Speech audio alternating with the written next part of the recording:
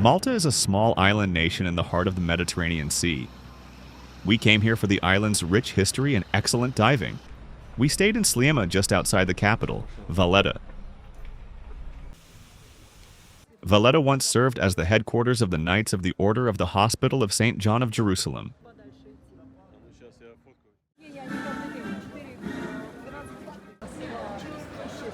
Valletta's cathedral was built soon after the Great Siege of Malta by the Ottoman Turks. The cathedral is dedicated to St. John the Baptist, the patron saint of the Order of Malta. Inside, it looks completely different. The walls are covered with elaborate gilded carvings. The tombstones of noble knights hospitaller are set directly into the floor. The vaulted ceiling features 18 painted scenes depicting the life and martyrdom of St. John the Baptist. The beheading of St. John the Baptist is Caravaggio's greatest Maltese masterpiece, painted especially for the cathedral. The second Caravaggio masterpiece permanently housed here is St. Jerome writing. In the painting, Jerome is working on the Latin translation of the Bible. The Grandmaster's palace houses one of the finest collections of weapons and armor from the age of the Knights anywhere in the world. Portraits of Malta's presidents bring us back from the age of the Knights to the present day. In this hall, the Grandmaster of the Order of Malta received foreign ambassadors, ministers, and other high-ranking guests. Now we are looking at Valletta from the Three Cities. From here, its monumental bastions are especially impressive. We make our way down the narrow streets to the waterfront. In front of us is the Basilica of the Nativity of the Virgin Mary.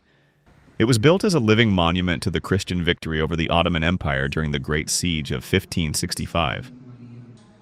Allah means Mother of God. These words, like the foundations of the Maltese language itself, have Arabic roots. A water taxi runs between the three cities in Valletta. For €3 per person, it will take you across the harbor in much the same way people crossed it hundreds of years ago. Before Valletta was founded, the capital of Malta was Mdina, a city whose history goes back to the Phoenicians. These gates will also be familiar to fans of Game of Thrones. In the series, they served as the entrance to King's Landing. In front of us is Mdina's central square and St. Paul's Cathedral, the spiritual heart of the old capital and one of the finest examples of Maltese Baroque architecture. Mdina stands on a high plateau in the center of the island, so from here you can see almost all of Malta. There is a small stone fountain in Bastion Square. We walk down the narrow streets of Mdina into Rabat. Its name comes from an Arabic word used for a settlement outside the walls of a fortified city. The Basilica of St. Paul is Rabat's main parish church. It was built directly above St. Paul's grotto.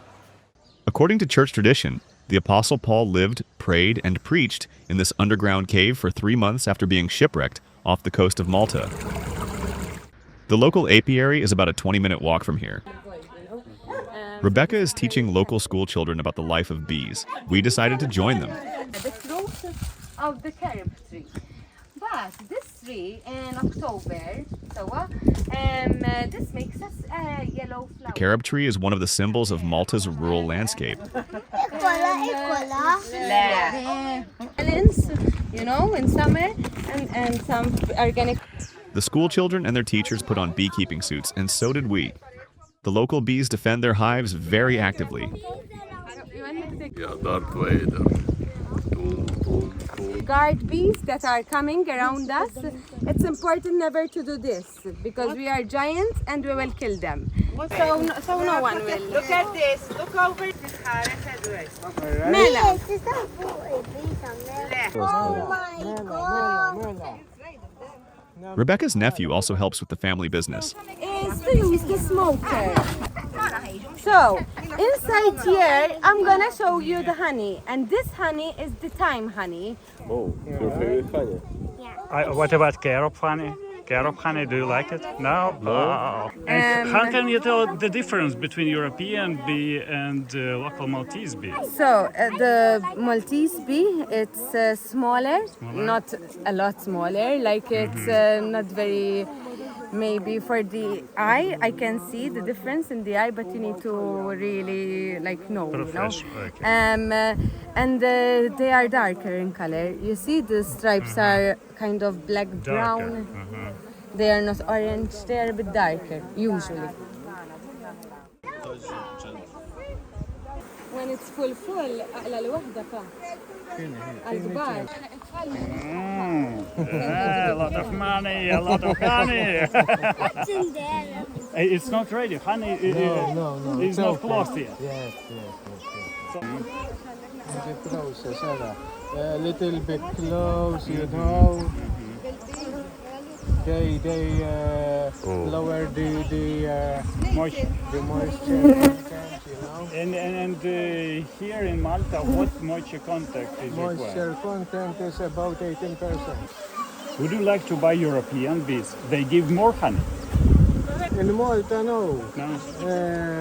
Yes, we have European bees, we have Italian bees, some beekeepers, you know, but it's not resistant for the Varroa. Your bees totally resistant. Yes, You don't use antibiotics. In 1 year, the Italian bee, they died all of them with the Varroa.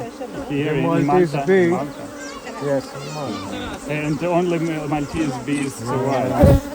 But you have a beautiful honey, but you don't have places to sell them. Yes. So markets, they are full of industrial honey. Yes, in supermarkets, all. No, they don't So find, how do you sell it? because we have our shop, you know. Oh, and we sell here, our own but honey. not many people are coming here. Yes, but for us it's good. We are the important thing is the honesty, you know, Yeah, of course, and of the course. good product. That's all. Even the hives all in nature, not in the exhaust part of Malta, you know. And from here to Bahria we have 7 apiaries. ħafna. Dik hija susa tax-xamar jwaqqagħha n-naħar. This one goes. Varroa dawk iż-żgħar, ara. This small one with the Varroa, you know? So they're all dead. Yes. Okay, are you ready? Yes. Okay, 1, 2, 3, go. Wiggle.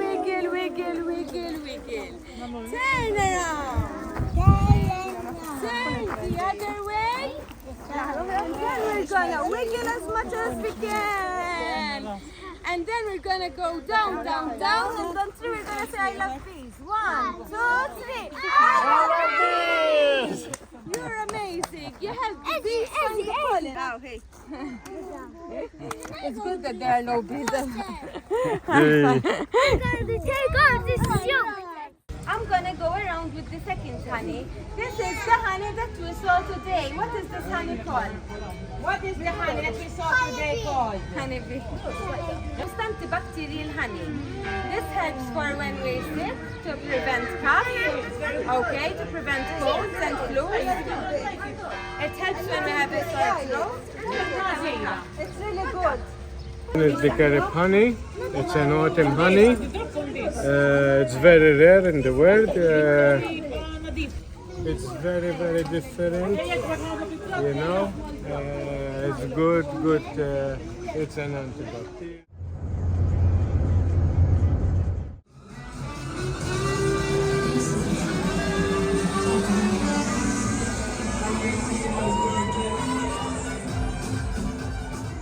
And this is Paceville in the resort town of St. Julian's.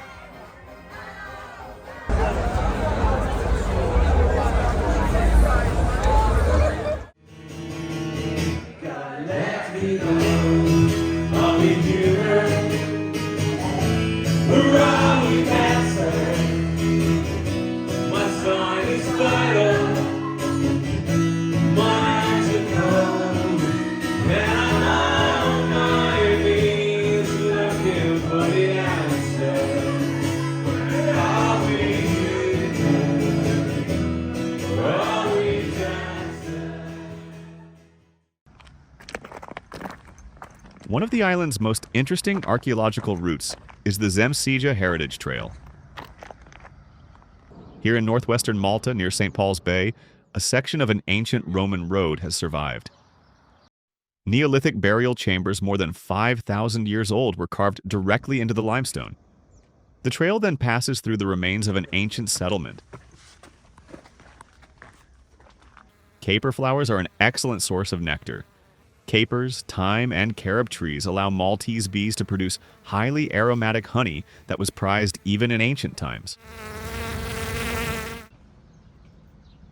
Guidebooks say that this carob tree is around 1,000 years old. According to one popular theory, the ancient name of Malta, Melita, is connected to the Greek word meli, meaning honey.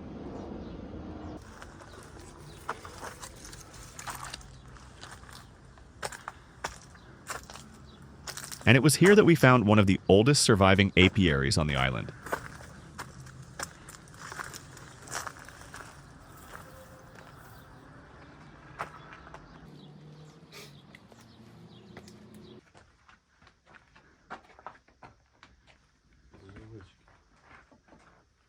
Clay hives were laid on their sides inside stone niches, and the bees entered through openings in the outer wall.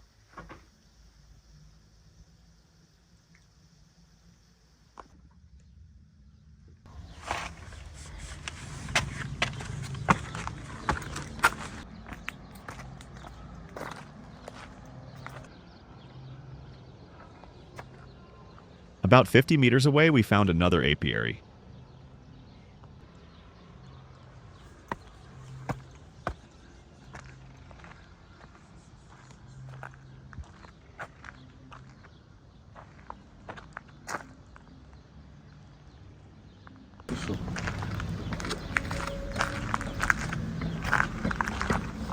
The entire hill is covered with thyme and carob trees, so the bees had plenty of work to do here. Rebecca told us that she had seen similar jar-shaped hives at her grandfather's home. He was also a beekeeper.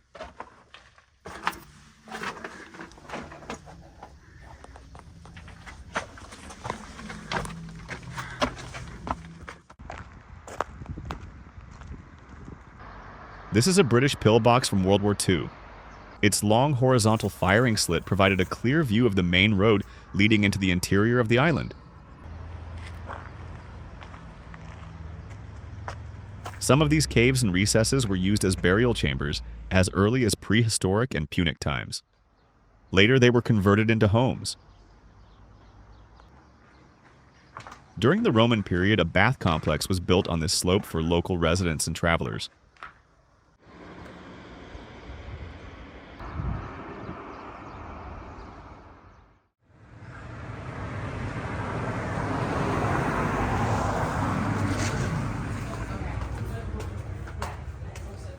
Malta is considered one of the best diving destinations in Europe.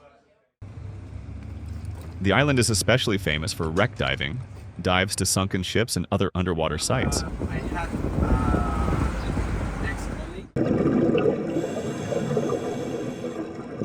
The British destroyer HMS Maori was launched in 1937. During World War II, it took an active part in military operations, including the pursuit and destruction of the German battleship Bismarck in May 1941. In February 1942, the destroyer was anchored in Valletta's Grand Harbor when a German bomb struck its engine room and the ship sank. Today, it is a popular dive site. Tug 2 is a 30-meter working tugboat that was deliberately sunk in June 2013 to create an artificial reef. Before it was sunk, the vessel was prepared for divers. Doors, cables, and other dangerous elements were removed. Divers can now safely enter the wheelhouse and some of the interior spaces, which have already become home to marine life.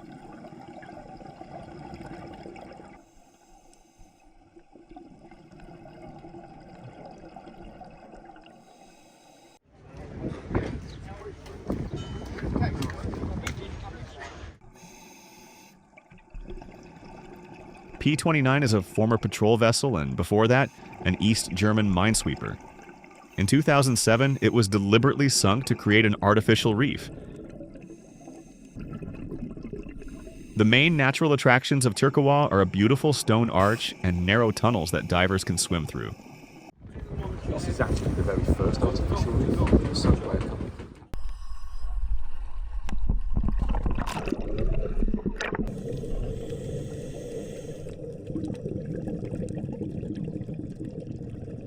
The sea hare is one of the largest gastropod mollusks in the Mediterranean. It can grow up to 40 centimeters long.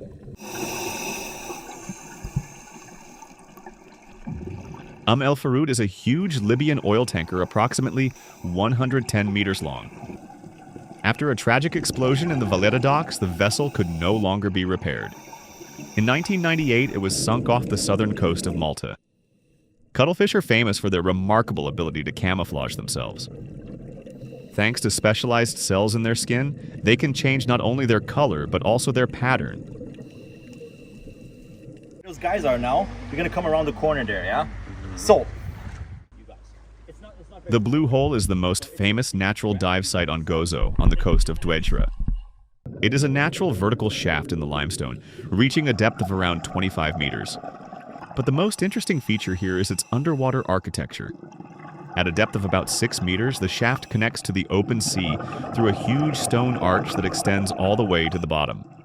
Divers descend into the hole and swim through this opening into the endless blue of the open sea.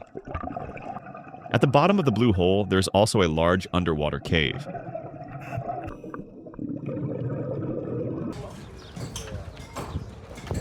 The inland sea is a shallow lagoon on Gozo, connected to the open Mediterranean by a natural tunnel about 80 meters long.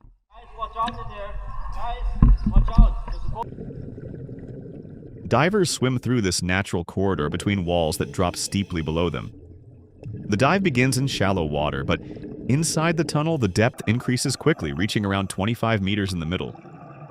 Sunlight gives the water inside a deep blue color. At the exit into the open sea, a vertical reef wall appears in front of the divers.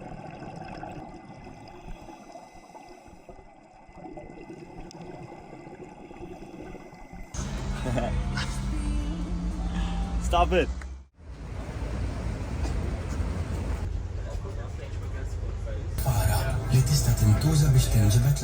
The Maltese language developed from an old form of Arabic spoken in Malta, with strong Sicilian influence. It is the only Semitic language that is an official language of the European Union. The Ġgantija archaeological complex on the island of Gozo is one of the oldest surviving temple complexes built by humankind. The entire site is covered with thyme, and thyme honey is considered one of the island's main culinary souvenirs.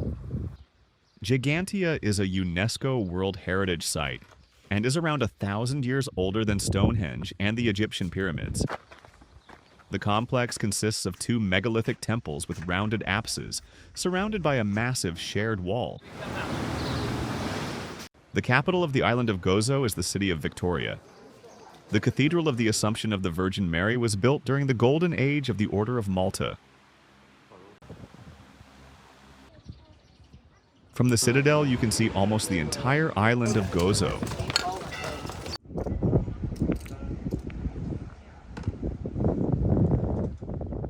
The Xwejni salt pans on the northern coast of Gozo are around 350 years old. Hundreds of rectangular pools have been cut into the coastal limestone, forming a vast checkerboard that stretches for approximately 3 kilometers. The system is still in use today. In summer, the pools are filled with seawater. The water evaporates in the sun, and local families collect the remaining salt by hand and sell it in small shops. In front of us is a rather strange bronze sculpture, a headless horse with 8 legs.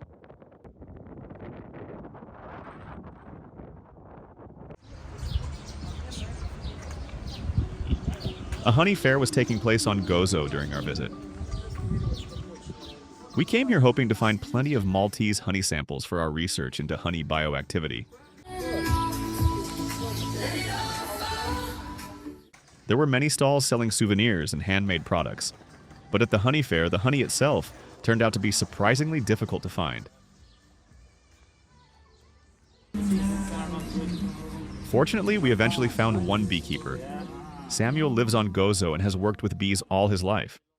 Samuel told us that another beekeeper had been there when the fair opened, but he soon left because there were too few customers.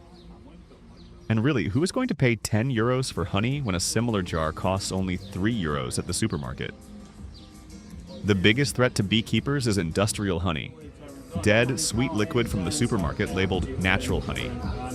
This one is It's collected fresh. Yes, yes. And this one I collected in December. the old traditional hive. We call it olla. Olla. Olla, yes. Uh-huh. And these marks, they do it different. How old is it? This one like 100. 100 years. 300 yeah. years, and it's original. Yeah.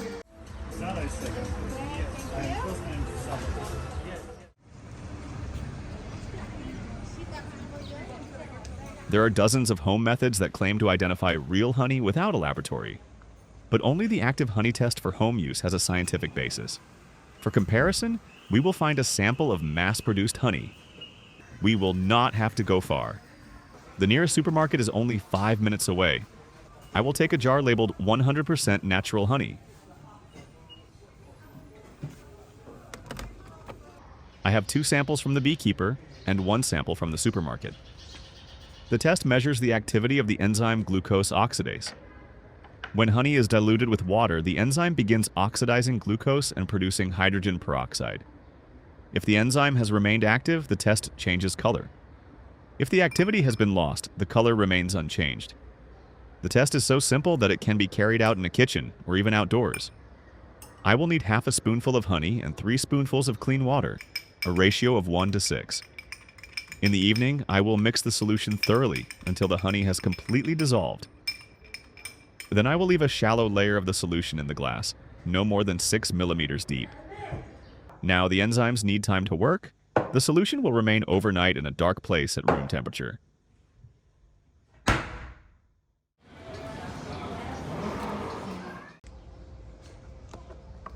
In the morning, we will take the measurement. I dip the test strip into the solution for 1 second and wait 20 seconds. The mass-produced honey shows no change.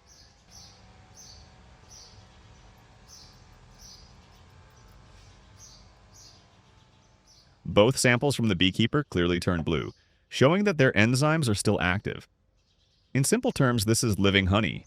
The supermarket honey is not necessarily fake, but processing may have destroyed its enzyme activity. It may still be honey, but biologically, it is dead.